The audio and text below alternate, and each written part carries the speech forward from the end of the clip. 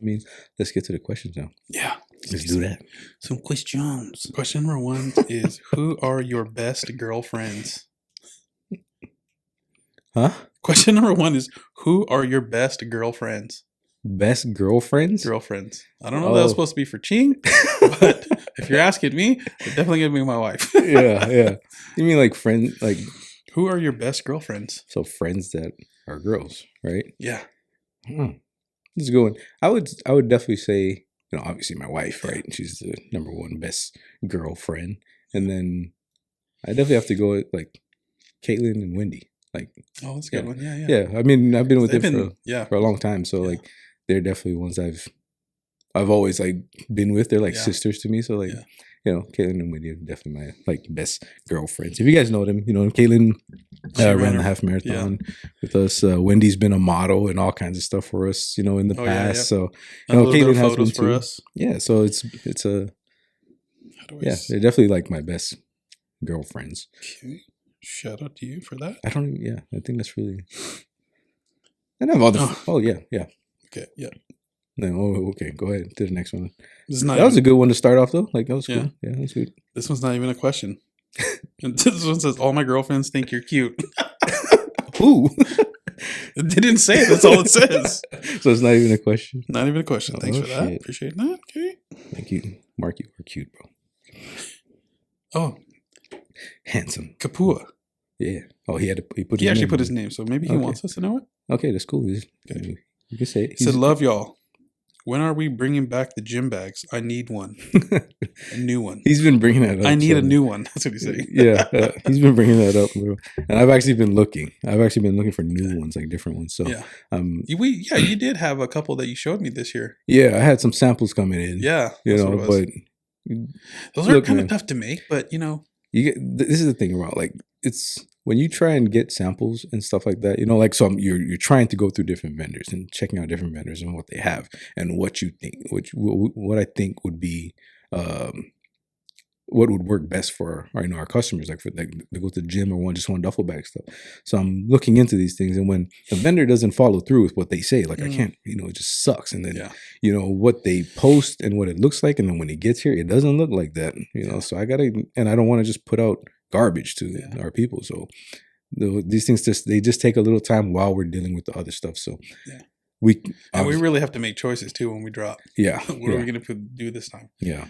Based on the times and stuff like that. So like I do want to put out more duffel bags. I want to put out more accessories, honestly. Like I've looked into lifting belts. I want to get some rubber band things. I think that'd be dope. Rubber band things. Yeah, these little bracelet things. Oh yeah. Like this one. Shout out to Cameron Haynes. I'll be wearing his every day. Yeah, keep hammering. Yeah, that's another one thing I used to make it through my half marathon. We got to get ours to just work. So yeah. This one says, "Nobody cares. Work harder." Yep, 100% facts. I was like, "Damn, Cam, okay." Yeah. So what we're definitely looking into trying to get more, duffel bags, accessories, lifting belts. I want to get like waist belts, stuff like that. So. Yeah. What are you laughing about? The next question. Oh God. Next question is, but how many pull-ups can you do? Bro, that's Ching, bro. For me, fucking 0. If I jump first, I can do that one. That's it. That's all I got. Bro, that's Ching, bro. She told me that last time. She's like, because there's a thing that I started like a couple years ago because I heard it, I saw it somewhere. It's like, and it's like every time like you see a buff dude or something, right? Yeah. Like, damn, I wonder how many pull-ups he can do. Like, just you put the eyes on there too, like. Yeah. So like just every time like we're like struggling or whatever. I mean, not struggling, like we're out or whatever. And you see like a random dude, and it's like, damn, that guy's in pretty damn good shape. Like, so I respect it. But how many pull-ups can you do? How many pull-ups can you do? So that's just some shit that I always like. That's hilarious. Let's see here. But yeah, I can do a couple. That's what we're supposed to do. We're supposed to get you to be able to do pull-ups, bro. But you've been running a lot this year instead of doing next year. I'll do pull-ups next year. All right. I'll set a goal for 2. I do more than that, bro. 6. All right. Oh, this one's a serious question. This one says, what are some of your greatest challenges when prepping for marathons? How do you face them? Kind of already talked about a little bit. What are the greatest challenges while you're prepping for your marathon? Greatest challenges for prepping for a marathon. For me, even though I haven't done a full marathon, but for my running this year, was definitely finding time in between your everyday life, family, friends and all that stuff. So that's one of them for me. Yeah. I think that's probably one of the biggest things, is because it's easy to not address it, right? Because it's like because as you go deeper into the training prep for marathons, your miles get longer, which means more time away from the family, right? And more time, doing that instead of doing the other things. So it's really just addressing those problems the best that you can. And it's like me, right? Like, so I run in the mornings. I start work at 6:30. So if I have like anything more than a 7-mile run scheduled, and me doing that in the morning, I'd have to wake up a lot earlier, right? So it's like dealing with the times, right? And dealing with the time that you have available to you that you can work. I mean, get those miles in. So, and that just backtracks into everything: eating, what time you slept, all that stuff. So you have to plan all that stuff, and then stay disciplined to that. Like that's. And then if you don't get the sleep, but you got to get the, those miles in, and get the miles in, get the sleep in the next night. Like there's all these different things that you have to do with. And it's mostly that. Yeah. You got to sacrifice. You do. You have to sacrifice all of the, I'm not going to say useless things, but the things that are not as important. Yeah. Sitting on your phone for 30 minutes, looking at reels. Yeah. That's 30 minutes of time that you could use to be running. Yeah. So I would say finding those little nuggets of time that you can turn into training. Yeah. And that's probably the main thing. And then and also like, I guess there's two other things that I have, issues with when I do the training. But I'll go back to that first. Like I said, as you get deeper into the training for marathons, it's really about the time, because the miles that you have to put in, the days, depending on how many days you run a week, right? Too, and making sure that you recover, take care of yourself and stuff. But getting those miles in, you really have to plan for it. Like and try and stay consistent with the times. I think the times a day that you do run, if you're consistent with that, it's going to help out a lot instead of jumping back and forth. What I try to do is make sure that whatever time I know the actual race is, which is usually early in the morning, I'm running closer to that time. Yeah. Because so that once you get to the end where you taper and stuff like that, you're actually kind of starting still on the same routine, same schedule. So your body kind of gets into that rhythm. But it's really just staying consistent to the plan and sticking to the miles, even if you don't feel like it. Everybody that goes through it, I'm sure. Everybody doesn't, because it's a long process. It's a long, 3 to 4 months that you actually have to prep for it. And there's going to be more days than not that you don't want to go put in those miles, where the weather is shitty. You don't want to go, go out there and do it, but you have to do it. If you want to, be successful at that marathon, then it's really just showing up to that. Another issue I have is the ego stuff, running, so that's something that I've really paid attention to as I've been putting in miles recently before I actually start my 20-week training, or I think 18 or 20-week training plan. And it's just easy miles, not worrying about pace, just getting the time on my feet, stuff like that. The ego stuff, I'm giving all that up. I'll put in my fast miles when it's time for the quicker miles, not just anytime, not just, it has to be intentional. I have to be very intentional about this one so that I stay healthy and that I meet my goal during that marathon. Yeah, I mean, it's just really just going about showing up and staying disciplined to the like plan. Al said, just you got to show up. Yeah, that's like some days that's the hardest part. Fight, because once you get going, you're just going. Yep. Yeah. So that was the ego thing, and then I think maybe the recovery and like nutrition stuff, like that's been a problem for me with. I don't stretch, and that's what I told you the other day. Yeah. So I've been really already kind of starting on making sure that I stretch more, because my hips are bad, my hip flexors are bad. It's like when you work out, they just get tighter too. Yeah, you know what I'm saying? Yeah. So that's why I feel it on my squats. That's why there's really I know my body, and I know because back in the day, I remember when my hips didn't feel like this. So I know where I'm at now, and I'm just trying to break that up slowly.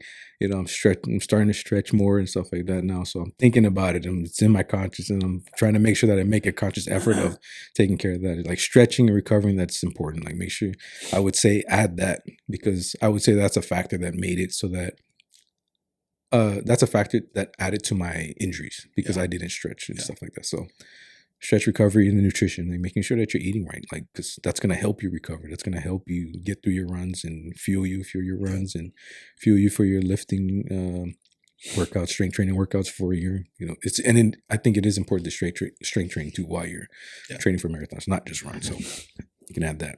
But yep. Okay. What advice would you give someone who wants to run a marathon for the first time but has never ran for a long period of time? What advice? For me, I would say start slow. When I first had my running goals this year, I think even coming off 75 hard, I never ran. I was only walking every day, and even during those walks, I tried to run, and it did not work. I could not run. But it wasn't until getting my ass on a treadmill, starting slow, and I couldn't even run 5 minutes on a treadmill, of all things, which kind of helps you, move your foot anyway. Yeah. But just starting slow. Set your expectation low, especially if you're not a runner like I wasn't, and just stay consistent. And then over time, you will slowly start to build that aerobic base. And don't come out of the gates hot either. Yeah. You got to start slow to where you're not going to hurt yourself. You're not going to burn out. Just little tiny blocks you just stack, and eventually you look back, you got a huge stack. Yeah. That's what worked for me anyway. That's what I used to get to my ultimate goal this year, which was the half marathon. And it was just starting. I started with walking, then like 5-minute jogs, 1-minute walk on the treadmill. Those intervals until I start to gain a little bit more. What do you call it? Stamina? Yep. Until I was running 10 minutes. I remember when I hit my first 1 mile on the treadmill. That was huge for me. Yeah. And then, 1 mile, and then I'm able to jog 30 minutes, and I'm able to jog 45 minutes, an hour. And then I started on the ground, running on the ground, and I think I did my first mile loop. And then my first 2 mile, I think I told you about my first, I ran 2 miles a day, and that was huge for me back then. Yeah. But it all started from walking. Starting small. Just like when we're babies, we got to crawl first before we can walk. We got to walk first before we can run. Yeah. So that's for me. I'm going to piggyback right off that, because that's exactly what it is. Like you can't expect yourself. You want to run a marathon and you're not there, right? You have to expect that you have to start somewhere else other than, you can't show up and run a marathon. You're not there yet. Like understand that and be comfortable with that. Do not. So I say lower your expectation too. Exactly. Yeah. That's exactly what it is. Know where you're at and just start slow. Like for real. Like, because if you try and this is what we've talked about in the past, where you can get discouraged when you think you're supposed to be somewhere, but you don't even know. Like you don't know where you're supposed to be at. I was the same way. Like you're talking about how you had to walk. I was the same when we started 75 hard the first time. I couldn't run. And that's where we come from. We had to walk before we could run marathons. Like you have to look at that. That's a year process. Like, you know what I'm saying? That's a whole year process of just being able to show up to run a marathon just to be able to do it, Yeah. So just for real, we went from run to 2 miles. That's why I brought it up too when I talked to Paul. It's like, I remember the first time I ran 8 miles, bro. Like I was so damn stoked about that, I was happy about just being able to run, 5 and making 5 a norm for me. Like 5 daily was a norm that turned into a norm. Like you have to know where you're at and just and for real, comfortable, slow. You go out too hot, that's when people get discouraged, for real. You go out too hot and you're like, why am I so tired? The slow long runs, those slow comfortable runs, they do more than you really think. I'm telling you, they build your aerobic base so that you can you might not feel like and you might not feel like it's doing a lot, but I tell you, over time give it some time, you'll see it. You'll feel it, man, because it's like, even me, I was just in this space just a couple of weeks ago where I just think like, damn, I'm putting these miles, but they feel like they're getting harder for me. I feel like I'm getting that. And those are the ones that count. Yeah, but I'm putting it in. I'm still doing it, but then it was just like this week I felt it. I'm like, when I did that 7-mile run in the rain, I was like, I wasn't even trying, bro, and it felt good. It felt comfortable. My feet were going, and those are my quicker miles, and I was just like, that's where the build came in, right there. Yeah. All those miles that I'm putting in real slow and comfortable, the build came in right there, and it showed. So like that's where you just keep building off of that. You're gonna see it. You're gonna see the progress. You're gonna see where you can only run a mile.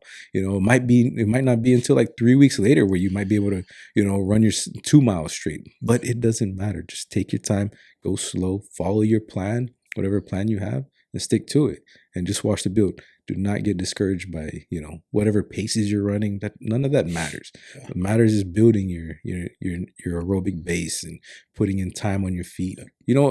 Honestly, I would recommend to most people that you never ran a marathon, you haven't ran in a while, think about running for time instead of distance. I would think about, say I'm going to go run out. I want to go out today and I just want to run for 5 minutes straight. That's it. Start with that. You want to run for 5 minutes straight, go for, that light, comfortable jog for 5 minutes. And that's another part. That's all you do. Don't go too hard. Yeah. That's all you do. Yeah. Do that. Start from there. And then after that, okay, the next week or, a couple of days later, I want to run for 6 minutes or I want to run for 8 mintes, 10 minutes. Just build slowly off of that. I'm telling you, the confidence that you'll build off of that is way better than saying, oh, I want to run 5 miles today just off the start. And just when it gets too hard, it's going to be hard because you haven't ran, right? Yeah. So if you're going to just go out and discourage yourself and say that you can't do it when you just you just followed the wrong plan. That's all that it was. But yeah, you'll find what works for you. Slow, comfortable, and just start slow. You give slow yourself meaning time. Like if you set a 5-minute goal, make sure you can hit the whole 5 minutes. Because if you can't, you're probably going too fast. Yeah. That's what I learned. Yeah, there's for real, like there's magic in that slow, comfortable stuff. Just for real, stick with that. That's the number one thing I've learned over this time. Because when I was in the Army, we did not run like that. When we were going out for a 5 mile run or 6 mile run, we ran fast. Like you had to run with the group. Yeah, we're running with the group, and you're running fast. Like that's just how we did it. It's stupid. Now, I'm not saying that I didn't get faster and stuff like that, but it just sucked. Like you don't enjoy it. Yeah, I enjoy running way more now because I've built a base off of slow running and stuff like that. So that's something that I've learned on the path, on doing all this stuff, and now I really do enjoy running a lot because of that. Just learning those things. Here we go. This one, I think this is. It says, "Why do you take so long to respond to messages?" Why did it take so long? Yeah, it doesn't specify who. It just says, "Why do you take so long to respond to messages?" I mean, is this our personal messages? I don't know. Maybe it's the what do you call that? Using those stuff. I mean, if it's online, if it's an email, if it's what do you call that? Through DMs and stuff like that. Guys, we work full-time jobs still, and we know. And you drive a lot, so I'm driving, so I can't be texting all the time. Driving. So like, I try my best. Like I try to respond as quickly as possible. Believe me, like I think that's very important. That I take care of you guys as soon as I can. But if I can't, I can't. Like I'm driving or something. Like we do have full-time jobs outside of MB, but I always want to take care of you. I always want to take care of the customer. But if I didn't respond, it's just I can't. But if I can, I will. Like just know that. And are you getting cold over there, or is it just me? Okay. Good. And then the last one that we have from this side is, what are your goals for 2024, personal and business? Which we kind of, for the personal ones, we kind of covered that. Yeah. You haven't set it out yet. Yeah. But just know there's a lot. Yeah. I have a couple things that there's a lot of physical goals. Yeah. A lot of physical goals, personal goals that I'm trying to go after next year, because I feel like past 2 years, I've built a lot off of, and like my mentality, my mindset, my physical, for sure, like just building off of what I think I'm physically capable of doing. And now I believe I'm physically capable of doing the things that I want to do next year. So, those things will come. I think it'll be cool when you guys see it. Like I don't know why I don't want to talk about it yet, but it's just, I think it'd just be cool to just, put it out there and you'll see why. But the business goals, I mean, grow. That's really it, man. Just grow, like impact more people. Yeah. We want to pump out more, or we want to be more consistent on the pod. Yeah, going in next year. More podcasts. We have a lot of guests already. Like that, a lot of guests coming out. Way more content. Like I said, because of so many things that we have planned out next year, there's going to be way more content from that side too. So not just podcasts, but also like the videos of doing stuff, doing all these things again. So that's going to be cool. Like, I mean, those are kind of my goals next year. A lot of content with what we're doing, and then especially for the business, a lot of content, a lot more podcasts, getting in more people from different aspects of life to be able to share their stories for our people that listen and watch us and stuff. So, what about you? Oh, you already kind of said it, right? Yeah, you're half marathon or marathon next year. Personal goal, next year is definitely a full marathon. Yeah. And to drop some of this weight off so I don't have to carry it with me when I do it. Yeah, maybe you shouldn't carry a fanny pack and all that stuff too, bro. And a whole 2 liters of water in my back. Yeah. I need that. Though. Get lighter like that. And maybe the Camelback's fine. If I could drop the weight, though, I can carry more. Yeah, that's true. Just drop the fanny pack. Where am I going to hold my gel, bro? In your pocket. I don't know. All right, so we got a couple here, though.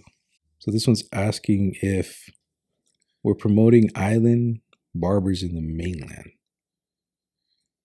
Okay, let me go to your page and I'll try and throw it out there. So it's a barber out of Minnesota. Sorry if I pronounced the name wrong. I don't know. It says Kathy or Kaithy Barber. Spell it. Kaithy Barber. So yeah, he messaged shouting you out. Everybody in Minnesota, go get yourself a clean cut from your boy. Check him out on Instagram. How I just spelt it. There we go. We're promoting island barbers out in the mainland. Let's go. All the way up in Minnesota. Shout out to you. It's cold up there. Stuff look clean too. Hells yeah. Yeah, his stuff look clean. Screenshot his Instagram handle so that I can just post it up on there. All right, got you. All right. Okay. I guess these are like funny questions that,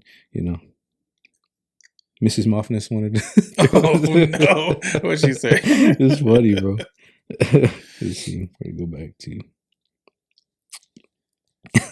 She's like, you guys should have shot a video for the question. All right. Did you have a celebrity crush growing up? Who asked that?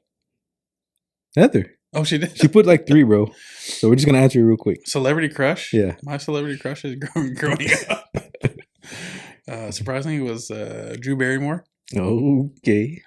A little bit later, definitely was George Sparks. George Sparks, yep. Yeah. Yeah, I remember mentioning that. Yeah. Back in the security days. Yeah. Telling everybody that was my ex. For real, she was like, yeah. Look at the one video. She has my name on the pillow, and she does have a name. Real? Yeah, it says Mark on the pillow. One of her music videos. Yep. You bum. Goddamn bum, dude. And I think that was like a makeup brand or something. I was like, see, I told you. She gave me a shout out on her videos. I think that's the only thing I can kind of think of now. Yeah. I'm trying to think. I know one of mine was Maya. The singer Maya. Oh man, you and my brother are the same way. And then like I think I just mentioned this to my wife too a couple weeks ago. Christina Milian. I was a big fan of Christina Milian. She was in that I think was it Drumline? I think Drumline video. She's a singer too. She's an actress. Oh no, Drumline. That was Megan Fox. Was it? Or not Megan Fox. What am I thinking of? Christina Milian? Yeah. She like the light skin black. Yeah. She's the curly hair. Oh, she's in Drumline? I know she was a cheerleader or dancer or something. I think it's Drumline, yeah. Christina Milian. I don't know, we might be butchering that one. I don't know, in fact. Yeah. But we all know who Christina. Yeah. Hey, we'll roll a picture up there. And then I was trying to think who else I don't know. Those are the ones I can't remember.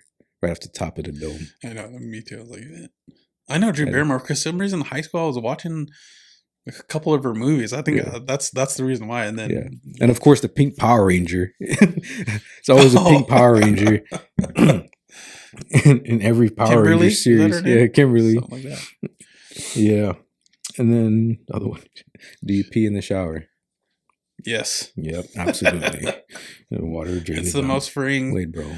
Because I was just talking about this to Ching. I was listening to a podcast. It's a new biohack. Okay. That's supposed to be something that's been out there forever. Okay. But it was another thing that was taken away from us because it might be too good for us.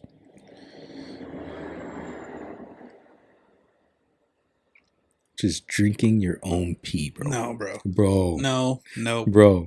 There was a boxer out there who believed that would work for him, and he still lost his man. I forget his name already. No. He fought Manny Pacquiao or something like that. So drinking your own pee is supposed to be good for you? Yeah. They say because it has stem cells in it. Right? Yeah. So you know how people have like the stem cell like surgery stuff like that, right? Injections and all that.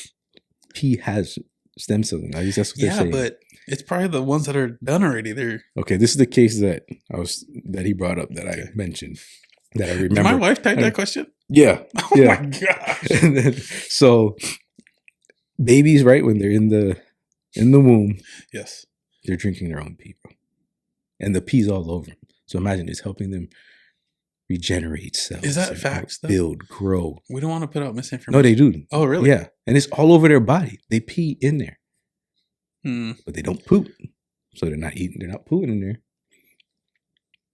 Because that was my question when he was mentioning this. I'm like, but what if they poo? Do they eat the poo? Like, should we be eating poo too? Or what? No, that's not it. So I've heard of drinking your own pee in a survival situation.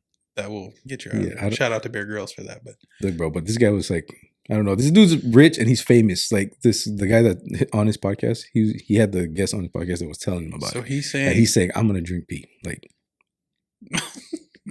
so he has to go to all his events that he holds, and people are gonna ask him like, so how's that pee drinking going? Oh man. So I don't know, bro. Like I don't know. There's a lot of stuff to it, but I'm not gonna talk about that. I'm just saying there's a new biohack that they brought up. I'm not saying anybody should do it. We're not using that. It's not my recommendation. We're not using that for the preparation next year. Last question: would you ever share your toothbrush with your partner? Did my wife type that question? Yeah, she typed that too. This girl got nothing left to do today. It was like right before the pod. I mean, so she's waiting. I have. Yeah. Yeah. I've done it on accident before. Yeah. And then, I don't know if I've done it intentionally. Like, oh man, I need a toothbrush. But I know I've definitely done it on accident. Yeah. Yeah. I don't know. Me and Ching probably have, but yeah. I wouldn't ever try to do it intentionally. I wouldn't do it intentionally. If we had to. But if we had to go somewhere, like we're going to be close talking to people, I got to brush my teeth. She's big on teeth. I don't know if she would share with me. So, so let her go first and then you can go after. Do it after. And then we just throw it away. Yeah. Hey, that was the pod, guys.